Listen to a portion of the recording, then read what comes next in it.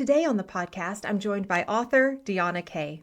She published her first novel when she was 50 years old, and her message to us is it's never too late to follow your dreams. She shares with us about the writing process, how her story evolved over time, and the lessons she learned through mistakes that she made. Aren't mistakes the best teachers? She also tells us why she believes everyone should have a bucket list. It's a good conversation. Stay tuned. Nobody's ever gonna take your place. Yeah, I think we should meet in the middle. I follow you cause you're the light of the day. I need you like you need me, it's so simple. It's so simple.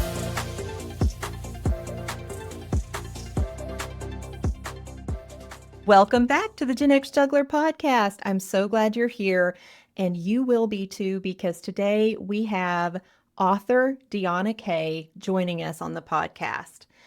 She has an interesting backstory. She is a writer and editor, and she holds degrees in biomedical science and physical therapy, and currently works as a certified public accountant. When she mentioned that to me when we first connected, she said, "How's that for a midlife crisis?" And I think it's midlife greatness because you're doing what you want to do when you want to do it. And that's awesome. And now you've added published author to your resume with your novel, The Measure of Enough. And I love this novel so much. I never would have guessed it was a first-time novel. It has such great use of metaphor and simile to bring us in through the mind of Casey to see what she sees, hear what she hears, think what she thinks, smell what she smells. And it's so authentic and real. I just love it. I'm about halfway through now, and I can't wait to get to the end because you do such a good job of posing questions that need answered all the way through. And I'm just like, I need to know. I need to know. So Thank you so I much. know what I'll be reading this evening. Thank you so much, Deb. I appreciate it. And thank you for having me on. I'm so very happy to have you. I know it took you a while to finish your first novel, The Measure of Enough. You told me 6 years it took you. Yes. The time and care is evident. Would you like to walk me through the process of what that was like for you over those 6 years and how you came to be a writer after being a physical therapist and a CPA? Yes. So, gosh, writing, I think, has always been in my blood, so to speak. I get that. My dad, actually, he was a teacher by profession, but before that, he was a technical writer. And so that's what I mean when I say it's always been in my blood. And he and my mom used to say that when I was young, they would find little poems or little stories written just scattered throughout the house. And I entered little poetry contests or little short story contests from the time I can remember. Oh, wow. And so I just loved writing and have said when I was old enough to make a bucket list, so to speak, which, by the way, I think everyone should have a bucket list, Yes. that I was going to publish a novel. And so 2 careers later, I actually did. I told myself by the time I'm 50, I'm going to publish a novel. And actually, I think I said before I was 50, but I turned 50 last year. So, and towards the beginning of this year is when The Measure of Enough was actually published. So I was pretty close to hitting them. What an accomplishment. It is just such an accomplishment. And I feel like it came out at just the right time because it's just so good. I'm trying not to gush too much, but I will tell you, Thank you. I know I've mentioned to you before that. Gush away. Oh, stop. Um, I mentioned to you before that I've taught English and I love the written word. And sometimes, even though I love the written word, it takes me a while to settle into a novel. I'll start it and kind of not be that into it yet and stop for a while and come back. I did not have that experience with The Measure of Enough. It was just like sinking into a comfy pillow when I started reading it. And that is not to say it's very easy to take in, but that's not to say that it is simplistic or that it is not complex. It is complex. It's a multi-layered story, but the way it's written is easy for the reader to take in. And I really enjoy that. So, your writing process. You started as a little girl, loved writing, it was always a part of your DNA, and then you decided you were going to write this novel, but by the time you were 50, and in your 50th year, you did it. So that's goal met. Yes. Yes. When you decided to start actually writing, what did that look like? So the book started originally, it looked very, very different from what it looks like now. The book started from three different points of view. It started just as a series of journal entries, and pretty much every mistake that you could make, I made it. But that's okay because that's how we learn in life, That's right? right. So the book started. I wrote the first draft of the manuscript and went to a writing conference and went up to an editor publisher and said, "Oh, look what I've done. Would you like to take this on?" And got a blank stare, as one would expect if you know anything about the writing industry. But of course, I did not do my proper research. I didn't know anything about it. I just thought, oh, I'm a professional in completely different fields. So surely they will take me seriously. And they looked at me like I had a third eye. And I've had no idea why. So again, pretty much every mistake that you can make. One of the things I've learned along the way is that although writing seems like it would be a solitary activity, it is not. So we all have different strengths in any field, right? Mhm. No matter if you're a car mechanic or a writer, you've got different strengths and there's different specialties. So the same is true with writing. You may be stronger in the actual drafting, you may be stronger in proofreading, you may be stronger in editing, you may be stronger in publishing. So if you decide to go indie published or self published, then there's folks that can help you along the way and you kind of find your group, so to speak. And it took me a while to find that group. And I'm part of a group called Women's Fiction Writers Association, WFWA, and they are just a fantastic group. And some are traditionally published, some are indie published. They come from all different walks. And in fact, on my website, I have a specific area focused to it's just devoted to authors helping authors, and it allows other authors. I do interviews with other authors so that they can tell their story because we each have a story and we each do things differently. But by me helping someone else and them helping me, then we can all get this accomplished together. So that's one of the biggest lessons that I learned over this 6 year process. I love that. And I think community is so important when you're starting something new to be able to gain wisdom and knowledge from the people who've gone before you and learned a little bit along the way is so important. And even though it's not traditional to just walk up with a manuscript no one else has ever seen and go, "Hey, here it is. You want it?" So brave, right? So brave. So I love that part of the story too. And that there were people to come around you and go, "Hey, let's do it this way." And you might have better Gonna do luck. that again. I I think it's very cool that you even did that. The story is set in North Texas, or no, it's set in Texas. It's And set in Texas. yes, Yes. and you are from Texas, and there is authenticity to the story because you took some of your life experiences and applied to the story, even though it is completely a fictional account.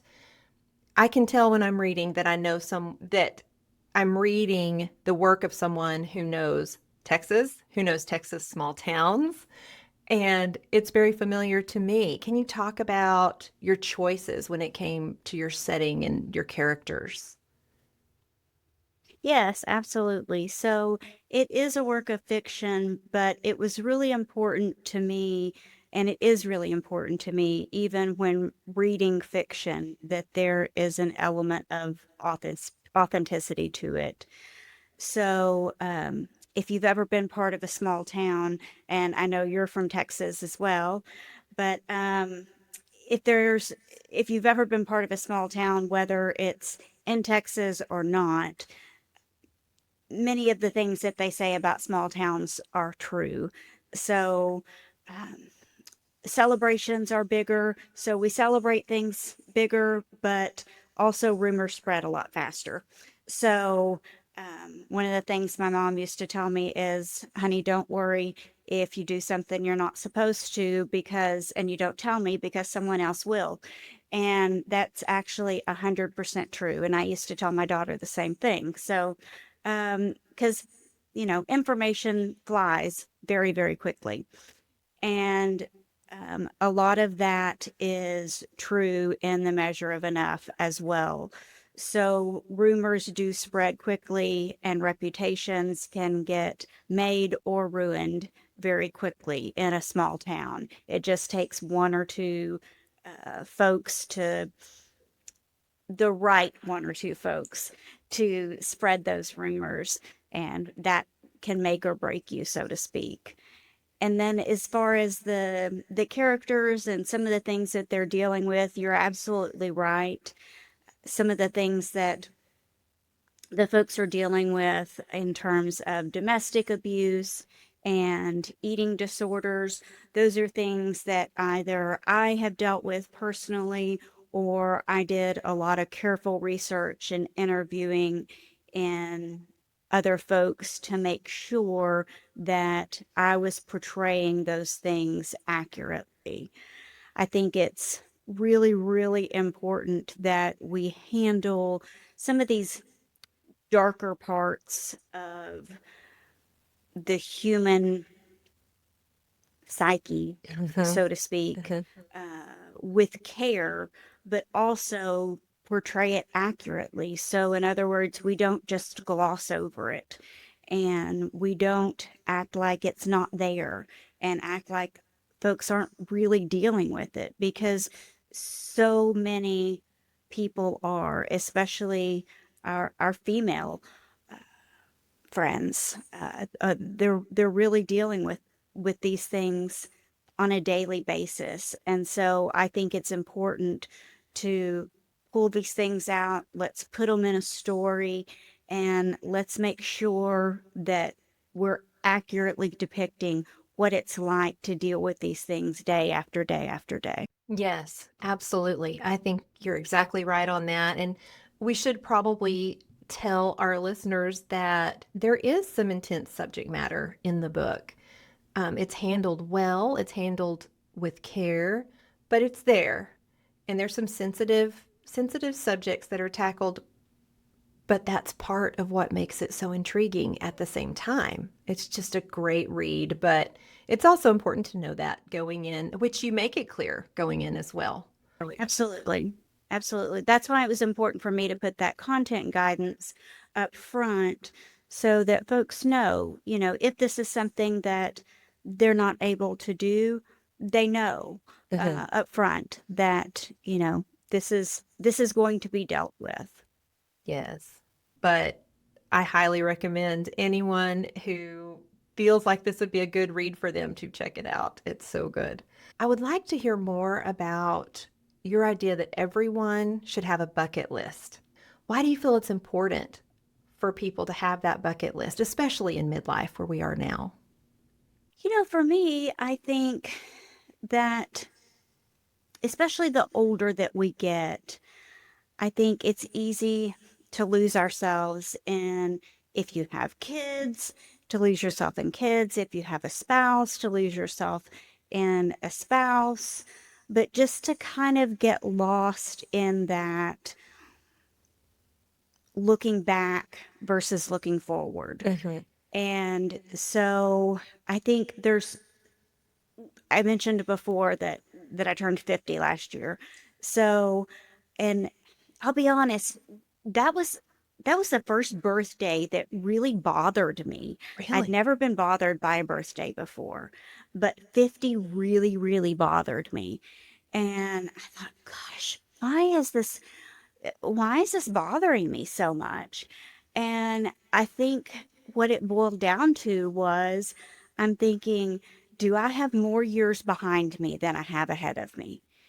And when you put it that way, it sounds so morbid, but still, I think sometimes we get to this age and we find ourselves looking back versus looking forward. Yes. And so, if you've got a bucket list, there really is so much life, though, that most of us have ahead of us.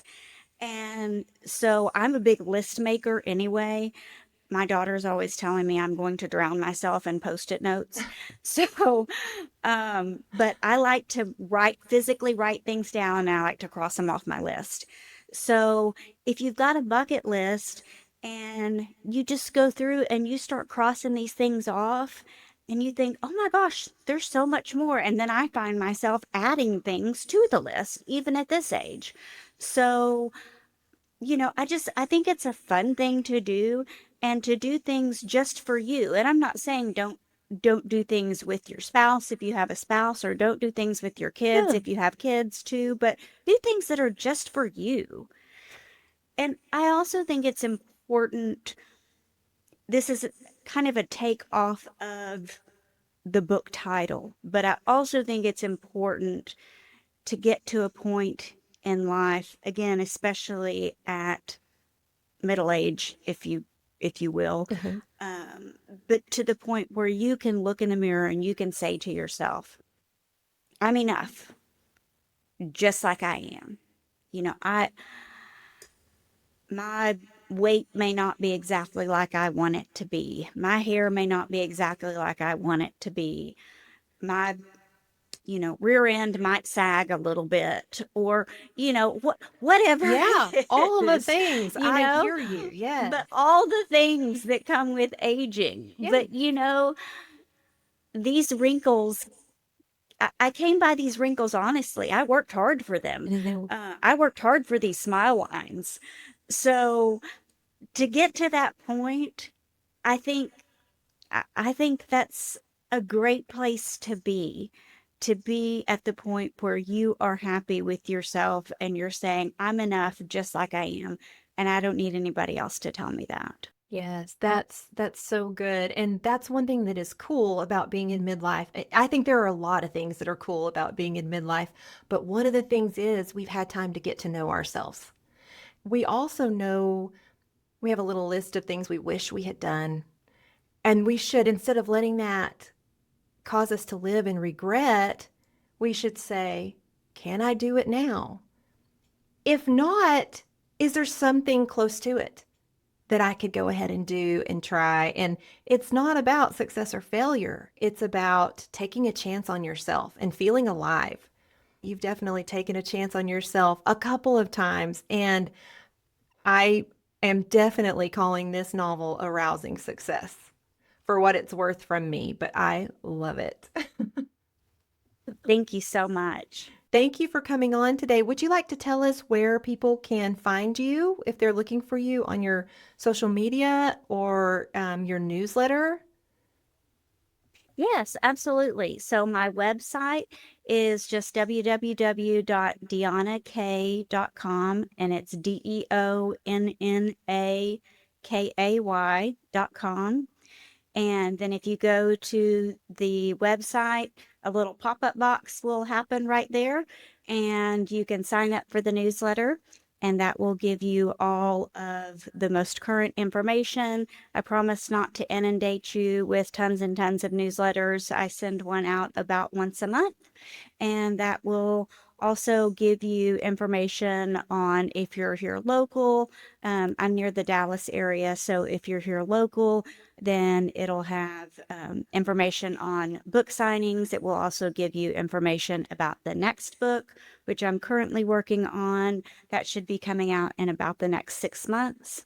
And then if you're on Facebook, it is Deonna Kay Author.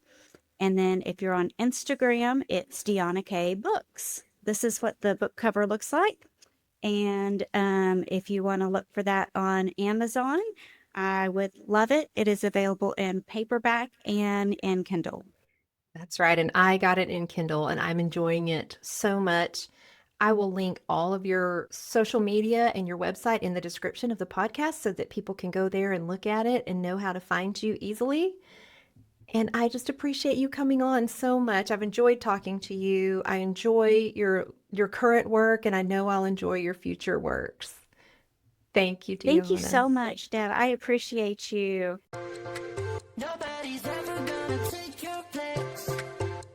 Yeah, I think we should meet in the middle. I follow you 'cause you're the light of the day. I need you like you need me, it's so simple.